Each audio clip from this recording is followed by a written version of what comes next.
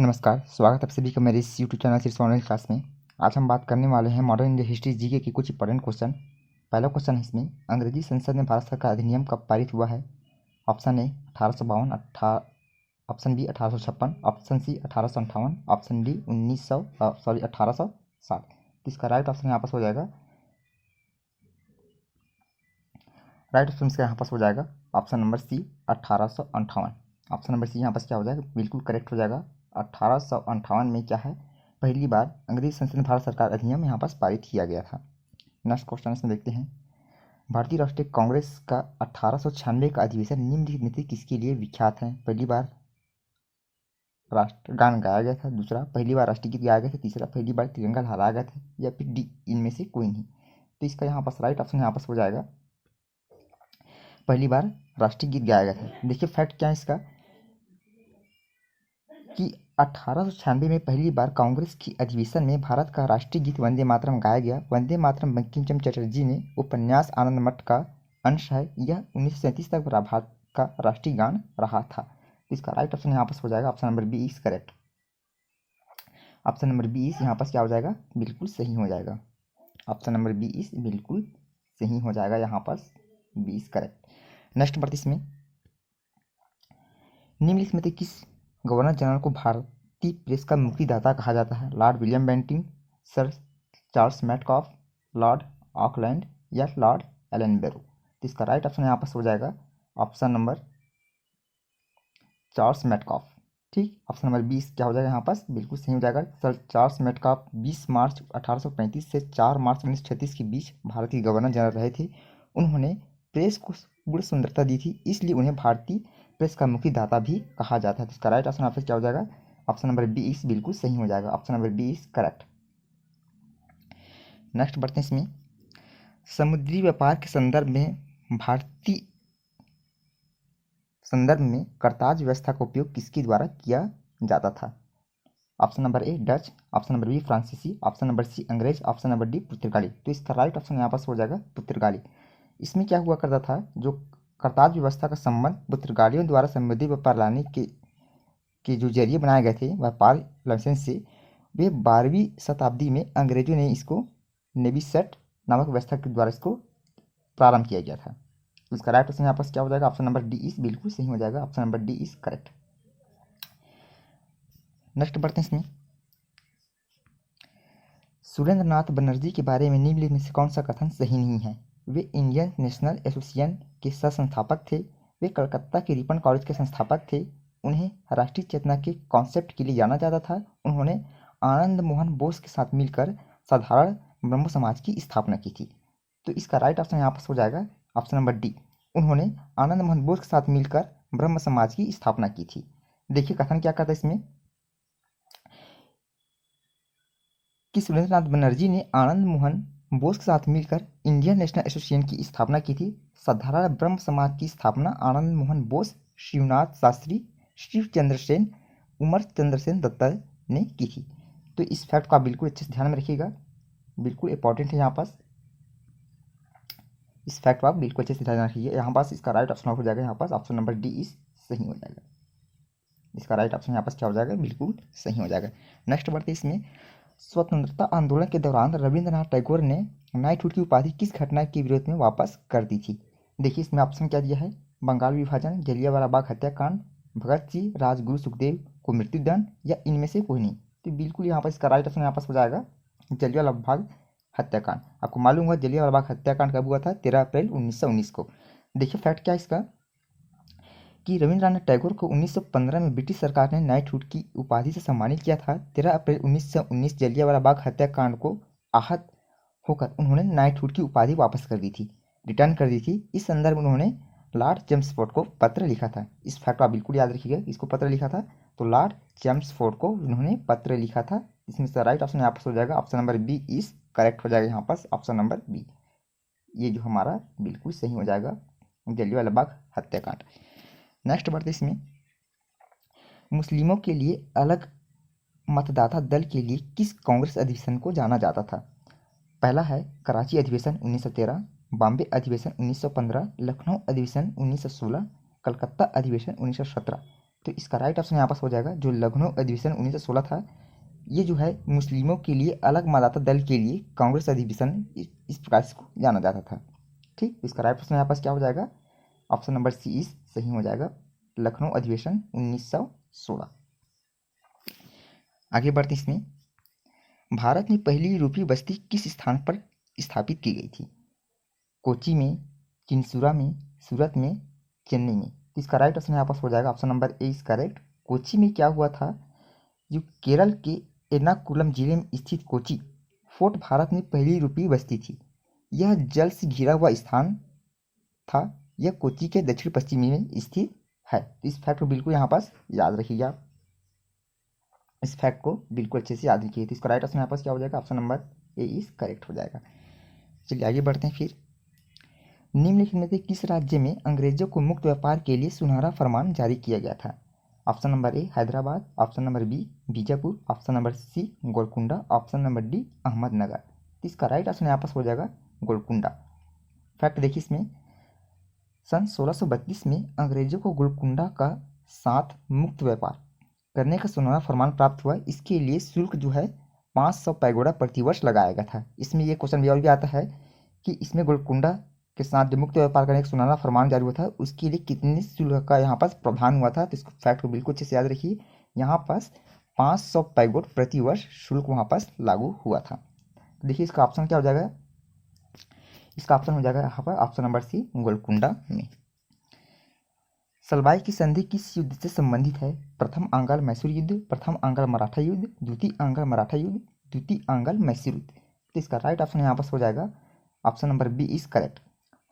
प्रथम आंग्ल मराठा युद्ध के बाद 17 मई 1782 को सलबाई की संधि पर हस्ताक्षर किए गए थे। इस संधि का मराठा साम्राज्य के प्रतिनिधियों और ब्रिटिश ईस्ट इंडिया कंपनी के प्रतिनिधियों द्वारा हस्ताक्षर किए गए थे। इस संधि के द्वारा अंग्रेजों ने सल्सेट और ब्रोच पर अपना नियंत्रण कायम रखा था। उम्मीद करता हूँ ये फैक्ट आपको अच्छी से समझ में आ गया होगा। चलिए तो इसका राइट ऑप्शन यहाँ पास क्या हो जाएगा, इसका राइट ऑप्शन यहाँ पास हो जाएगा option number B is correct. क्या था, प्रथम मराठा आंग्ल मराठा शासक, option number B is correct. फिर आगे बढ़ते इसमें,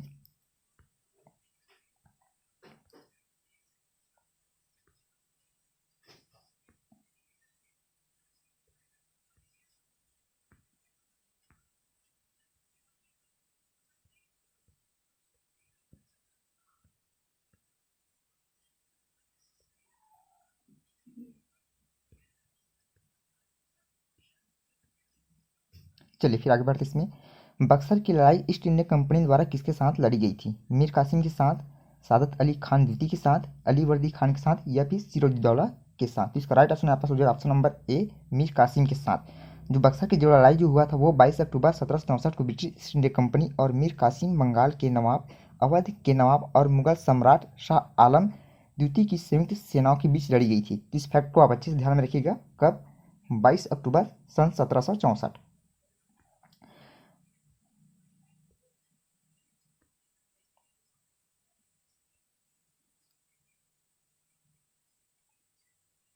22 अक्टूबर सन 1764। इसका राइट ऑप्शन यहाँ पास हो जाएगा मीर कासिम। चलिए आगे बढ़ते हैं इसमें। फिर अब निम्नलिखित में से भारतीय शिक्षा का मैग्ना कार्टा किसे कहा जाता है? वुड डिस्पैच को, सेलर आयोग को, भारतीय विश्वविद्यालय अधिनियम 1904, रेल आयोग। तो इसका राइट ऑप्शन यहाँ पर हो जाएगा वुड डिस्पैच। देखिए sir Charles Wood British east India company के नियंत्रण बोर्ड के अध्यक्ष थे। उन्होंने 1854 में लॉर्ड हॉलरजी को एक प्रेषण पत्र भेजा। उन्होंने सुझाव दिया था कि प्राथमिक विद्यालय में मातृभाषा में पढ़ाई होनी चाहिए थी। इस फैक्ट को आप बिल्कुल अच्छे से याद रखिएगा, कौन से विद्यालय में, प्राथमिक विद्यालय में मातृभाषा की पढ़ाई होनी थी और उच्च विद्यालयों में अंग्रेजी शिक्षा भी होनी थी। इसके लिए वुड डिस्पैच इसको कहा जाता है, वुड डिस्पैच कहा जाता है। तो इसका राइट ऑप्शन यहाँ पास हो जाएगा option number A is correct, Wood dispatch. फिर बढ़ते इसमें, वर्नाकुलर प्रेस अधिनियम शस्त्र अधिनियम किस वाइसराय के द्वारा पारित किया गया था? Lord Lytton, Lord Mayo, Lord Dalhousie, Lord Hardinge. इसका राइट ऑप्शन यहाँ पास हो जाएगा लॉर्ड लिटन के शासनकाल में, option number A is correct. Lord Lytton के शासनकाल में इसको प्रारंभ किया गया था। देखिए फैक्ट क्या है इसमें कि लॉर्ड लिटन 1876 से 1880 के दौरान भारत के वायसराय थे। इस फैक्ट भी बिल्कुल याद रखिएगा, कब से कब तक, तो ये जो था 1876 से 1880 तक इन्होंने जो है भारत के वायसराय नियुक्त हुए थे। फिर उसके बाद 1876 से 1878 के अकाल को सही ढंग से न संभाल पाने के लिए इनकी कड़ी आलोचना की गई। उन्होंने वर्नाकुलर प्रेस अधिनियम व शस्त्र अधिनियम 1878 को पारित किया था। तो इसको बाद उम्मीद करता हूँ बिल्कुल इसको समझ गए होंगे। चलिए नेक्स्ट क्वेश्चन बढ़ते हैं। इसमें निम्नलिखित में से किस वायसराय की हत्या करके कार्यकाल की हत्या उनके कार्यकाल के दौरान की गई थी? निम्नलिखित में से किस वायसराय की हत्या उनके कार्यकाल के दौरान की गई थी? Lord Mayo, Lord Lytton, Lord Dalhousie, Lord Hardinge. तो इसका राइट ऑप्शन यहाँ पास हो जाएगा लॉर्ड मेयो। लॉर्ड मेयो के शासनकाल में। देखिए इसमें जो लॉर्ड मेयो था, भारत के एकमात्र ऐसे वायसराय थे जिनकी हत्या करके उनके कार्यकाल के दौरान सन 1872 में अंडमान द्वीप के पोर्ट ब्लेयर में एक निरीक्षण यात्रा के दौरान के पाठक ने उनकी हत्या कर दी थी। किसकी यात्रा के दौरान? तो निरीक्षण यात्रा के दौरान इनकी हत्या हुई थी। इस फैक्ट को अच्छे से याद रखिएगा, निरीक्षण यात्रा के दौरान। इसका राइट ऑप्शन यहाँ पास हो जाएगा option number A is correct. Lord Ripon के हंटर आयोग का गठन किस लिए किया गया था? क्वेश्चन नंबर है इसमें, लॉर्ड रिपन ने हंटर आयोग का गठन किस लिए किया गया था? आतंकवाद तथा राष्ट्र विरोधी गतिविधियों को रोकने के लिए, भारत में शिक्षा सुधार के लिए, राज्य और उच्च न्यायपालिका में भारतीय न्यायाधीशों की नियुक्ति के लिए।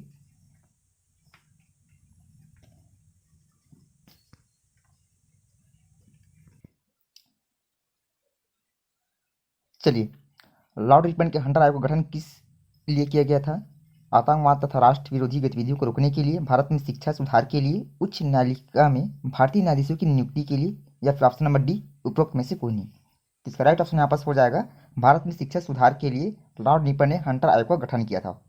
राइट ऑप्शन नंबर बी इस बिल्कुल सही हो जाएगा यहाँ पास करेक्ट। देखिए फैक्ट क्या कर इसका कि लॉर्ड रिपन ने 3 फरवरी 1882 को सर विलियम हंटर की अध्यक्षता में शिक्षा आयोग का गठन किया। विलियम हंटर वायसराय की कार्यकारी परिषद के सदस्य थे। इस आयोग ने भारत में शिक्षा सुधार के लिए, प्रारंभिक शिक्षा व उच्च शिक्षा में सुधार के लिए कई महत्वपूर्ण सुझाव दिए थे। Question number next,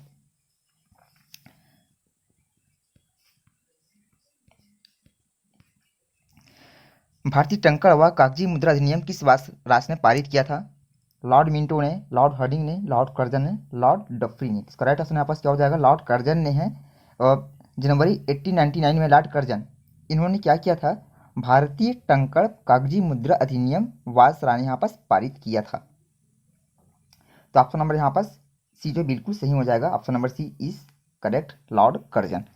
next question देखिए इसमें, निम्नलिखित में से किसे मराठा मैकियावेली कहा जाता है? नाना फडणवीस, बालाजी विश्वनाथ, नारायण राव बाजीराव और संभाजी। इसका राइट ऑप्शन यहाँ पास हो जाएगा Nana Fadnavis. Option number A is बिल्कुल सही हो जाएगा यहाँ पास, option number A is correct.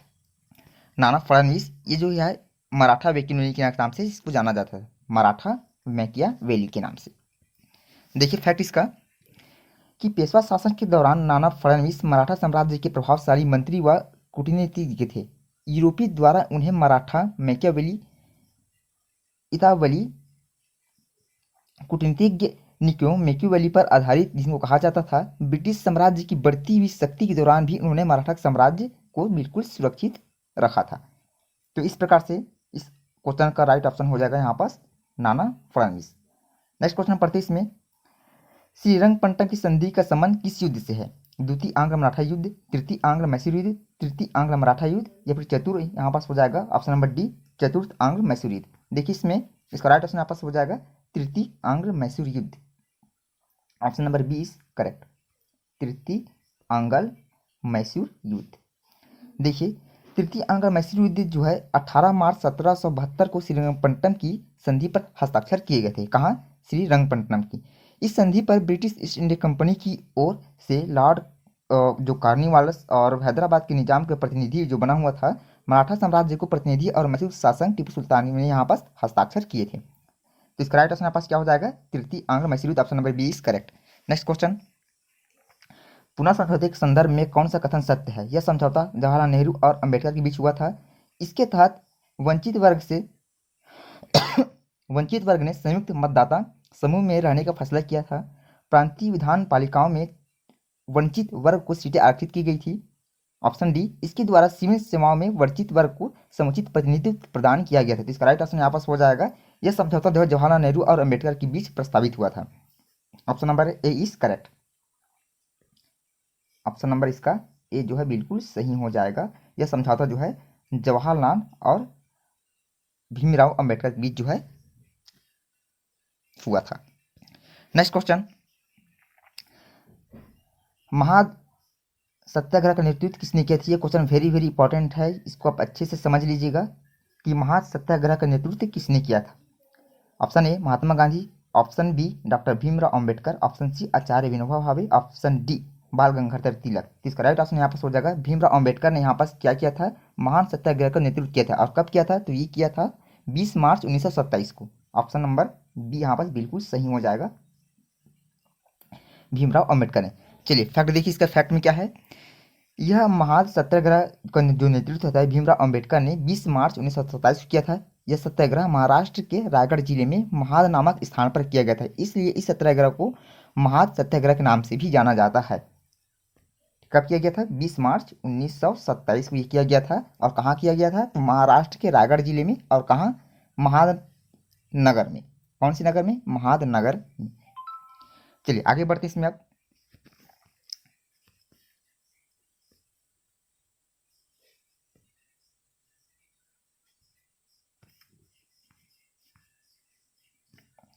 East India company किस वर्ष बॉम्बे को पुर्तगालियों से प्राप्त किया गया था?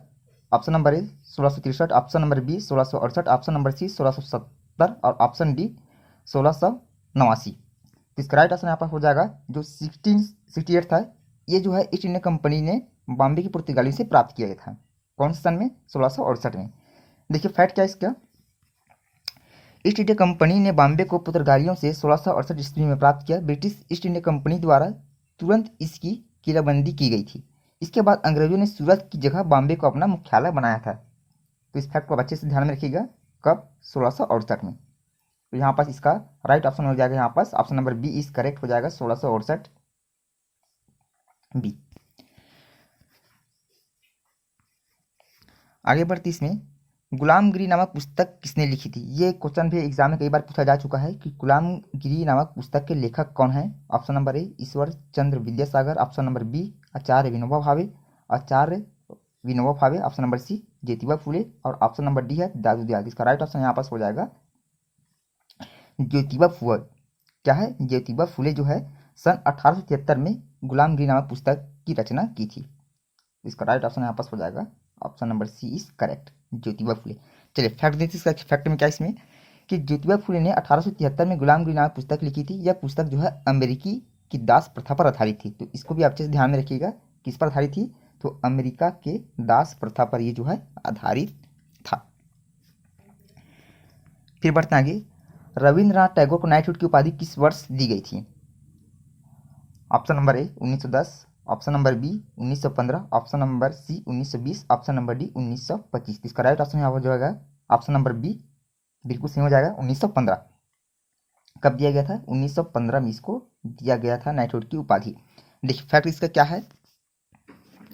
रविंद्रनाथ टैगोर को ब्रिटिश सरकार ने 1915 ईस्वी में नाइटहुड की उपाधि से सम्मानित किया था। 13 अप्रैल 1919 को जलियांवाला बाग हत्याकांड की घटना से दुखित होकर उन्होंने नाइटहुड की उपाधि जो है वापस कर दी थी। किसने? रविंद्रनाथ टैगोर ने। और कब किया था? 13 अप्रैल 1919 को। जलियांवाला जो हत्याकांड हुआ था 1919 में, 13 अप्रैल 1919 में, तो उनसे ये जो है जो इनका एक मिनट से यहाँ पर थोड़ा सा नेटवर्क प्रॉब्लम हो रहा है यहाँ पर।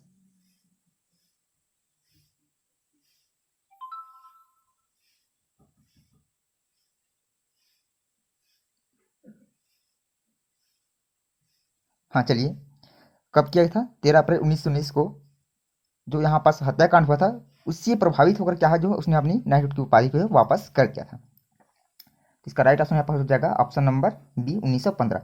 फिर आगे बढ़ते इसमें, स्वतंत्रता के समय भारतीय राष्ट्रीय कांग्रेस के अध्यक्ष कौन थे? महात्मा गांधी, जेबी कृपलानी, सरोजिनी नायडू। इसका राइट ऑप्शन यहाँ पास हो जाएगा, तो ये थे जेबी कृपलानी। कौन थे? जेबी कृपलानी। ऑप्शन नंबर बी इस बिल्कुल सही हो जाएगा यहाँ पास, जेबी कृपलानी जो है स्वतंत्रता के समय भारतीय राष्ट्रीय कांग्रेस के अध्यक्ष नियुक्त हुए थे। देखिए फैक्ट देखिए इसमें, जीवंत राम भगवान दास कृपलानी भारत की स्वतंत्रता के समय कांग्रेस के अध्यक्ष थे। कृपलानी एक दार्शनिक, गांधीवादी, समाजवादी व पर्यावरणविद और स्वतंत्रता सेनानी थे। इसका पूरा नाम यहाँ पास दिया है, बिल्कुल इसको ध्यान में रखिएगा। क्या है इसका पूरा नाम? जीवंत राम भगवान दास कृपलानी। क्या था? जीवंत राम भगवान दास कृपलानी। फिर आगे बढ़ते हैं। भारतीय पुरातत्व विभाग को स्थायी संस्था कब बनाया गया था? 1902 में, 1861 में, 1906 में और 1910 में। इसका राइट ऑप्शन यहाँ पास हो जाएगा 1906 में भारतीय पुरातत्व विभाग को यहाँ पास स्थायी संस्था बनाया गया था। 1906 ऑप्शन नंबर सी इस करेक्ट हो जाएगा। यहाँ पास 1906 में यहाँ पास बनाया गया था। भारतीय पुरातत्व विभाग की स्थापना जो है 1861 में अलेक्जेंडर कनिंघम ने की थी। किसने की थी? अलेक्जेंडर कनिंघम ने की थी। वर्ष 1906 में यह जो है स्थायी संस्था बनाया गया था। ठीक, उम्मीद करता हूँ ये फैक्ट आप अच्छे से ध्यान में रखिएगा। कब बनाया गया था? 1906 में। और इसकी स्थापना जो है किसने की थी? कि भारतीय पुरातत्व विभाग की स्थापना ये 1861 में अलेक्जेंडर कनिंघम ने की थी। किसने की थी? अलेक्जेंडर कनिंघम ने 1861 में यहाँ पास किया था। आगे बढ़ते इसमें, सुभाष चंद्र बोस ने अंतरिम सरकार की स्थापना कब की थी? अंतरिम सरकार की स्थापना 1941, 1942, 1943, ऑप्शन नंबर डी 1945। तो इसका राइट ऑप्शन यहाँ पास हो जाएगा 1943 में जो है सुभाष चंद्र बोस ने अंतिम सरकार की यहाँ पास स्थापना की थी। सुभाष चंद्र बोस ने सिंगापुर में अर्जी हुकूमत ई हिंद नामक एक अंतिम सरकार की स्थापना की थी। कहाँ की थी? सिंगापुर में। इस सरकार का समर्थन ध्रुवीय राष्ट्रों जापान, नाजी, जर्मनी, इटली और उनके सहयोगियों ने किया था। इस सरकार में सुभाष चंद्र बोस को प्रधानमंत्री, रक्षा मंत्री और विदेश मंत्री भी बनाया गया था।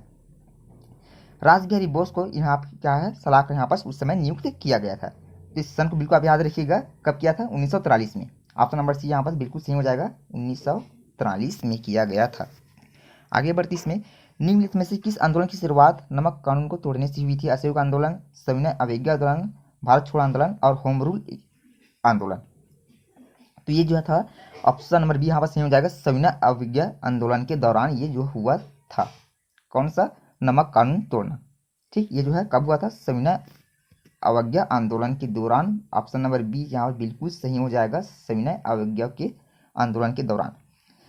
ये जो कब हुआ था? ये जो है 12 मार्च 1930 को साबरमती से यात्रा शुरू की गई। यह मात्रा जो 13 अप्रैल 1930 को दांडी नामक स्थान पर पहुंचने पर समाप्त हुआ। फिर गांधी जी ने दांडी में नमक बनाकर ब्रिटिश सरकार के नमक कानून को यहाँ पर तोड़ा था। कब तोड़ा था? 6 अप्रैल 1930। ठीक, असहयोग आंदोलन कब लागू हुआ था? ये जो हुआ था 1920 में। कब लागू हुआ था? ये 1920 में यहाँ पर लागू हुआ था। 1920 में लागू हुआ था। सविनय अवज्ञा आंदोलन ये जो है 1930 में लागू हुआ था। भारत छोड़ो आंदोलन ये जो है 1942 में लागू हुआ था। उसी प्रकार होम रूलिंग की स्थापना ये जो हुआ था 1916 में हुआ था। कब हुआ था? 1916 में। ठीक, तो होम रूलिंग की स्थापना एक जो है मद्रास में हुआ था एनी बेसेंट के द्वारा, दूसरा हुआ था बाल गंगाधर तिलक के द्वारा। फिर आगे बढ़ते इसमें, किस समाजवादी नेता ने जेल से भागकर भारत छोड़ो आंदोलन में हिस्सा लिया था? राम मनोहर लोहिया। ये भी बहुत वेरी इंपॉर्टेंट क्वेश्चन है, बिल्कुल इसको ध्यान में रखिएगा। मोस्ट इंपॉर्टेंट क्वेश्चन है ये कि किस समाजवादी नेता ने जेल से भागकर भारत छोड़ो आंदोलन यहाँ में हिस्सा लिया था? राम मनोहर लोहिया, मीनू मसानी, जयप्रकाश नारायण या अच्युत पटवर्धन। तो इसका राइट आंसर यहाँ पर हो जाएगा राम मनोहर लोहिया जो है ना, इसने क्या किया था? जेल से भागकर भारत छोड़ो आंदोलन में इन्होंने हिस्सा लिया था। ऑप्शन नंबर ए बिल्कुल सही हो जाएगा, राम मनोहर लोहिया। देखिए फैक्ट देखिए इसका, राम मनोहर लोहिया का जन्म 23 मार्च 1910 को अकबरपुर में हुआ था। वे स्वतंत्रता सेनानी और समाजवादी थे। वे कांग्रेस सोशलिस्ट पार्टी के सह संस्थापक भी रहे थे। जन्म कब हुआ था इसका? तो 23 मार्च 1910 को, और कहाँ? अकबरपुर में। ये जो है स्वतंत्रता सेनानी, समाजवादी थे तथा सोशलिस्ट पार्टी के संस्थापक भी नियुक्त हुए थे। फिर आगे बढ़ते इसमें, बक्सर की लड़ाई के बाद बंगाल के नवाब की गद्दी पर किसे बिठाया गया? किसे बिठाया गया था? सिराजुद्दौला को, मीर कासिम को, मीर जाफर को और नजीमुद्दीन अली खान। तो इसका राइट ऑप्शन यहाँ पास हो जाएगा मीर जाफर। बक्सर की लड़ाई कब हुई थी? बक्सर की लड़ाई जो है 1764 में हुआ था। उस समय क्या है, इस लड़ाई के दौरान जो है मीर जाफर खान बंगाल के नवाब बनाए गए थे। ठीक, 1764 मतलब जो बंगाल बक्सर की लड़ाई हुई थी उस दौरान क्या है, मीर कासिम के यहाँ पास बंगाल का नवाब बनाया गया था। तो इसका बी ऑप्शन जो है बिल्कुल सही हो जाएगा। चलिए उसके बाद लास्ट क्वेश्चन देखते हैं इसमें।